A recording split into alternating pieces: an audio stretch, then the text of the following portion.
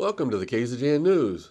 Today we'll bring you news about the terror attack in France with a serious warning included, coverage of Saturday's Democratic debate in Iowa, this week's council meeting, news from China Lake, today's gas prices, weather, sports, and much more.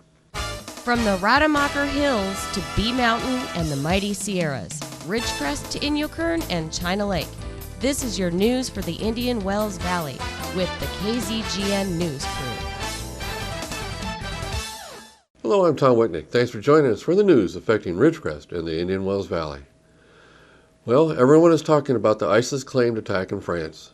About 2 weeks ago, I did an editorial stating concern about all the hundreds of thousands of immigrants fleeing Syria and Iraq. I stated that this would be a perfect way for ISIS to export jihad fighters into Western countries. To date, most European countries have opened their arms to welcome these refugees. And the Obama administration is also saying the U.S. will bring in about 100,000 of them here. Well, sorry to say, but the French have reported at least one of the suicide bombers in the attacks was one of those refugees. And even this morning, in spite of the French discovery that one of the terrorists killed was from within this massive immigration, Obama in a speech at the G20 summit declared that we should not tie the massive refugee movement to terrorists. The current polling of the people shows support to help the refugees, but the majority of people do not want them on U.S. soil. Help them where they are. And to make things worse, Fox News reported Sunday that ISIS has announced that they now have hundreds of jihadists now in foreign countries waiting for orders on when and where to attack. Now, are you ready for this? They also declared they have terrorist cells in 17 states within the United States right now. California is one of the states. The other states mentioned so far include Michigan, Maryland, Illinois, and Virginia. They also declared they have 71 trained soldiers ready to sign up and carry out attacks like in France. Of course, there is no way to know how truthful this claim is, but with our poor border security, this is a real possibility. Folks, this is serious. Well, the Democrats held their presidential debate last Saturday. It was held in Iowa and hosted by CBS News. I have to open with a compliment that the moderators did a good job on this one. The questions were serious, relevant, and important for all of us to hear their answers. The first question was to all of them stating this. In the last debate, you all declared that global warming was our number one threat to national security. With the occurrence of the attacks in France, do you all still say global warming is the number one threat, or is ISIS? Well, Clinton and O'Malley stated that while global warming was an important problem, that ISIS and Al-Qaeda are serious threats. And then Sanders laid out a good one. He still wanted to focus on global warming, but instead spun this by saying that terrorist attacks are as a result of global warming. No one mentioned that the NRA was the number one threat anymore like they did in the last one. However, there was a lot of discussion about gun control. Clinton attacked Sanders for being soft on gun control. Clinton declared, since we last debated in Las Vegas, nearly 3,000 people have been killed by guns. 200 children have also been killed. The fact-check organization put out that her numbers were completely wrong. Again, hers and the other two focused on gun control, and not one mentioned of the real problem, which is mental health. The subject of the minimum wage was brought up. Sanders and O'Malley declared that $15 an hour should be the minimum wage. Clinton said that $12 per hour should be the federal wage, and then let the states decide what there should be after that. There was a lot of focus on Clinton's ties to Wall Street by Sanders. Sanders also blasted Clinton for her huge super PACs and taking thousands in donations from Wall Street.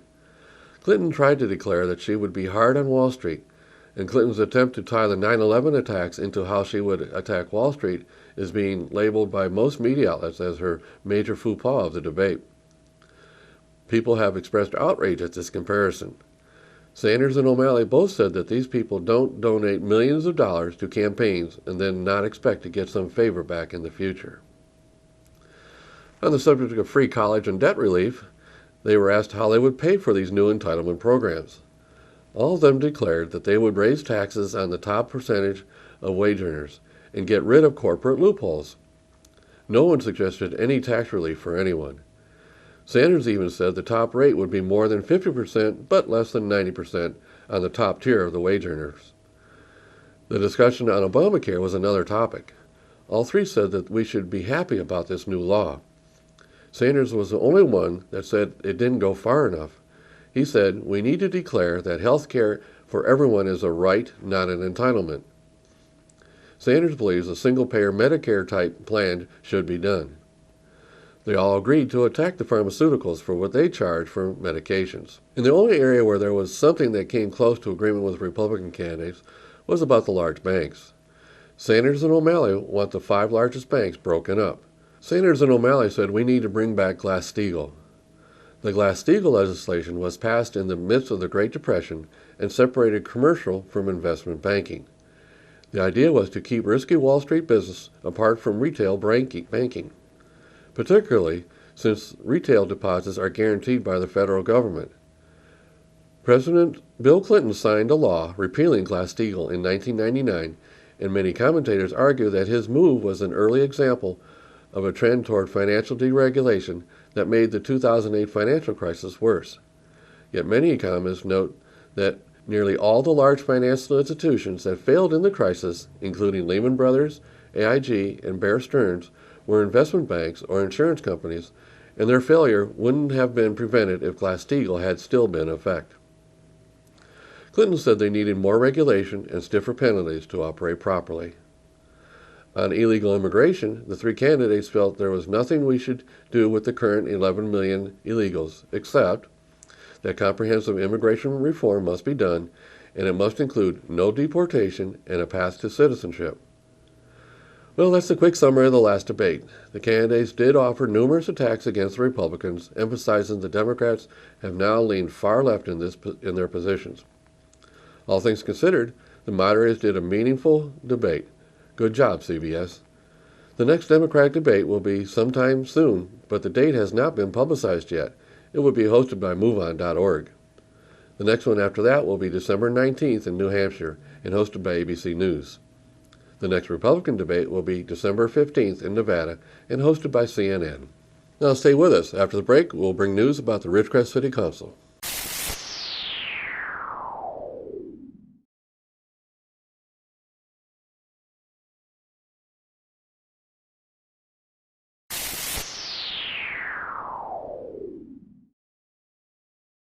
Thanks for staying with us.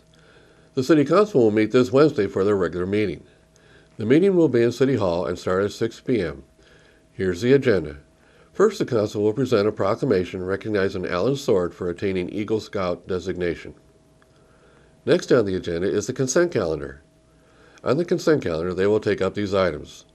First, they will consider adopting a resolution authorizing the disability retirement of sworn safety member Police Sergeant Michael Myers.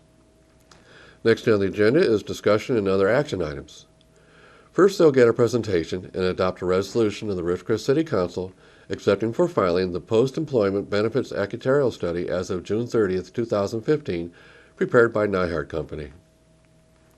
Next, they'll take up the nomination and appointment of a new member to serve on the Measure L Citizens Advisory Committee. The following vacancy needs appointment to the Measure L Committee to complete their original term that expires July 2018. The new person will be the replacement for Robert Gould, who resigned. Council has requested that Council member Mike Maurer submit a nomination for this vacancy. After that, the Council will consider approving the sale of property within the Ridgecrest Business Park to Ridgecrest Regional Hospital.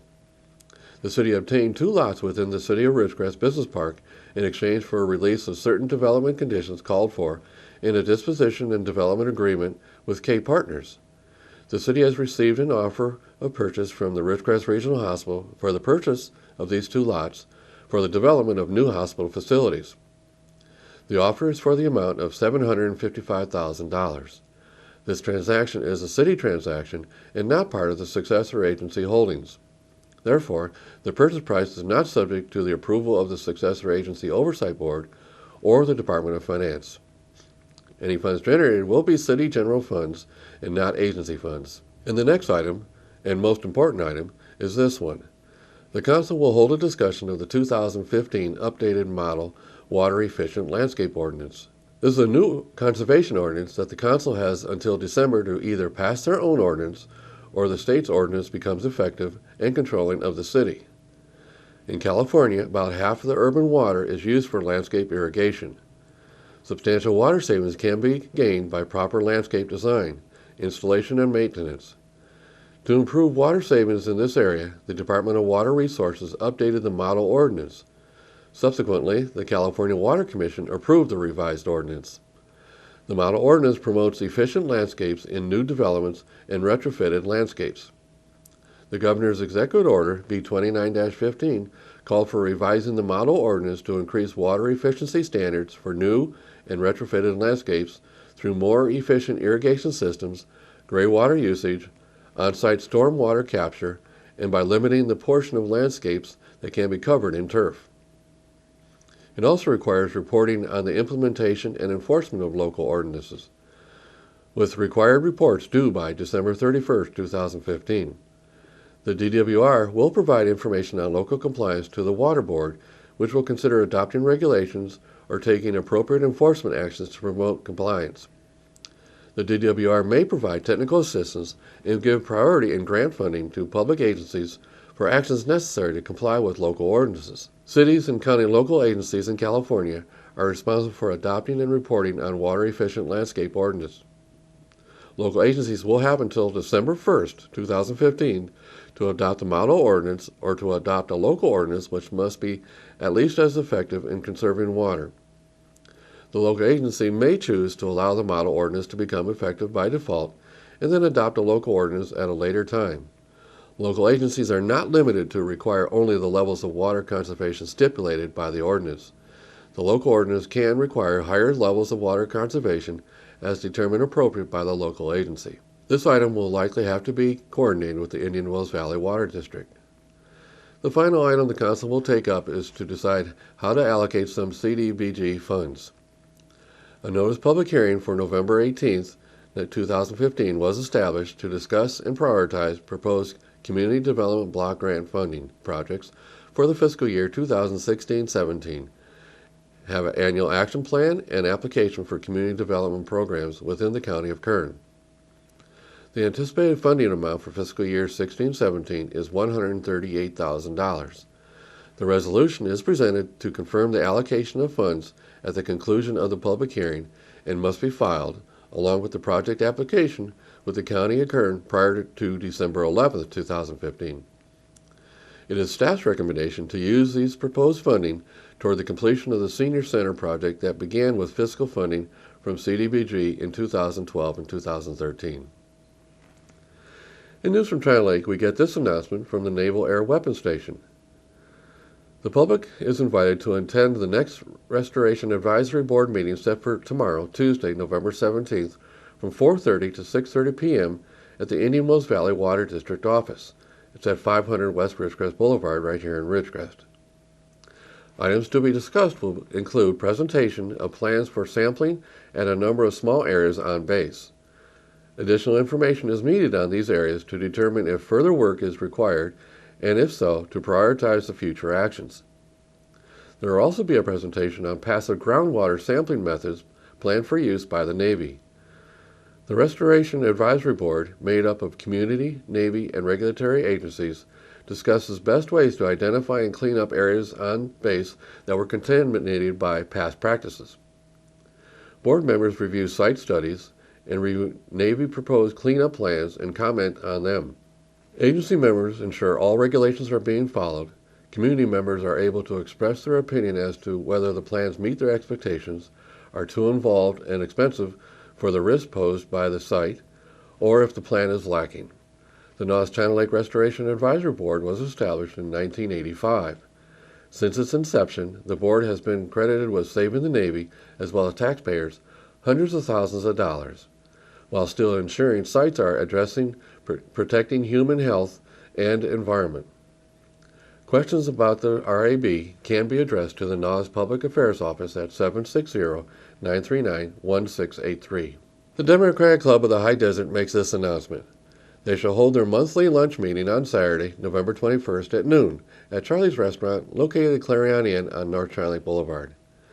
We are honored to announce that our guest speaker shall be Skip Gorman, Ridgecrest's own Renaissance man. Skip is a popular local radio personality, editorialist, and metal artist. Mr. Gorman will share his experiences at a variety of endeavors and will talk about issues that he believes are most important to the continued success of the Indian Wells Valley. Everyone is welcome to attend. There is no admission fee. Buy your own lunch or a drink is optional. For more information, contact Matthew Alexander at 760-382-3878.